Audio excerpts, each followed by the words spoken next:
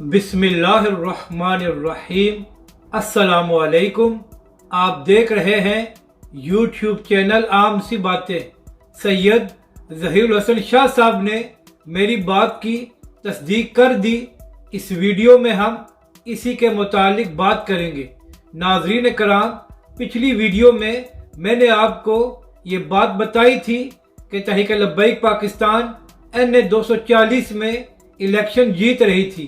پھر اچانک مفتی قاسم فخری صاحب نے ایک انٹرویو دیتے ہوئے کہا کہ جب ہمارا امیدوار قومی اسمبلی میں پہنچ جائے گا تو پھر تحریک لبیک پاکستان قومی اسمبلی میں فرانس کے سفیر کے خلاف قرارداد جمع کرائے گی۔ تو اس کے فوراً بعد RTS بند ہو گیا اور تحریک لبیک پاکستان کو ہروا دیا گیا۔ تو اب تحریک لبیک پاکستان کے نائب امیر پیر سید ظہیر الحسن شاہ صاحب نے بھی یہی ٹویٹ کیا ہے اور کہا ہے کہ تحریک لبیک پاکستان الیکشن جیت رہی تھی۔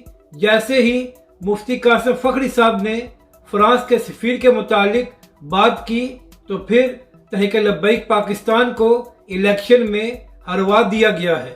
اپنی رائے کا ضرور اظہار کریں کہ آپ کو یہ ویڈیو کیسی لگی اور ہمارے اس چینل کو بھی سبسکرائب کریں۔